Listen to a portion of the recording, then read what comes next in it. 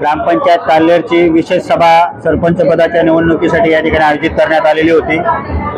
सरपंच पदासाठी नामनिर्देशन पत्र दाखल करण्यासाठी 11 ते 12 या कालावधीमध्ये नामनिर्देशन पत्र दाखल करण्यासाठी वेळ देण्यात आली होती। याच्यामध्ये सौ मंजुळा विजय चौधरी यांचा एकमेव अर्ज या ठिकाणी प्राप्त झालेला आहे सरपंच पदासाठी आणि सदर अर्जासाठी देवेंद्र हरिचंद्र पाटील यांनी सूचक म्हणून स्वाक्षरी केलेली आहे। आणि ग्रामपंचायत काल्हेरचे सरपंच पद हे महिला सर्वसाधारण या प्रवर्गासाठी राखीव असल्यामुळे या अर्जाची मी या ठिकाणी छाननी केली असता अर्ज वैध आहे आणि सरपंच पदासाठी केवळ एकच अर्ज या ठिकाणी प्राप्त असल्यामुळे मी अध्यक्ष अधिकारी या नात्याने सौ मंजुळा विजय चौधरी यांना सरपंच पदाकरिता बिनविरोध निवडून आल्याचे या ठिकाणी घोषित करीत आहे।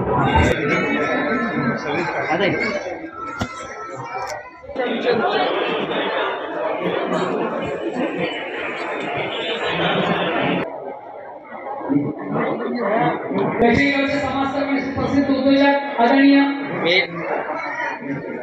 निशिकांत पाटील वतीने मनापासून स्वागत करतोय।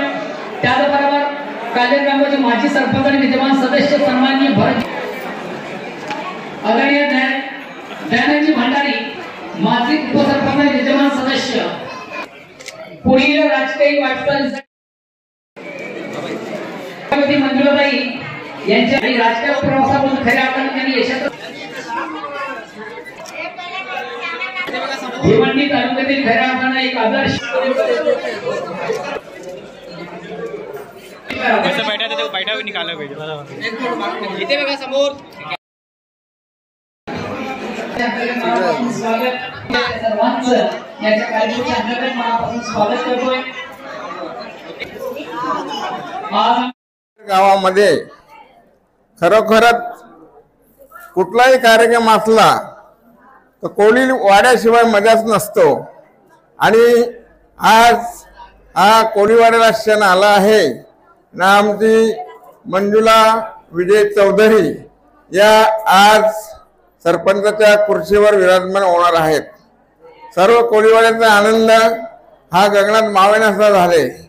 आम्ही जात पात बघत नसतो कारण हा कोळीवाड्यासाठी तिसरा सरपंच पदाचा मान या मंजुळा ताईने मिळवला आहे आणि 12 जणी त्या सगळ्या निवडून आल्या।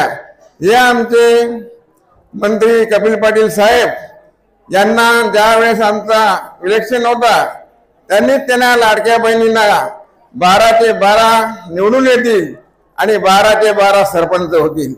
ते आता 11वा विराजमान झाल्यात, 12वी होणार आहे, त्याला वेळ लागणार नाही। अशीच आपल्या ग्रामस्थांनी एकजूट राखावी आणि पुन्हा याच कमिटीला या व्यासपीठावर बसवावं एवढं बोलून मी मंजुळा ताईंना विनंती करतो की जसा 10 जणांनी विकासाचा काम केलाय आपण हे करा। मी तुमच्या पाठीशी उभा आहे जिल्हा परिषद सदस्य म्हणून। आमचे विनोद मुकादम पाठीशी आहेत। पंचायत समिती तुम्हाला काही मदत लागली तर आम्ही करू शकतो। जय हिंद जय महाराष्ट्र।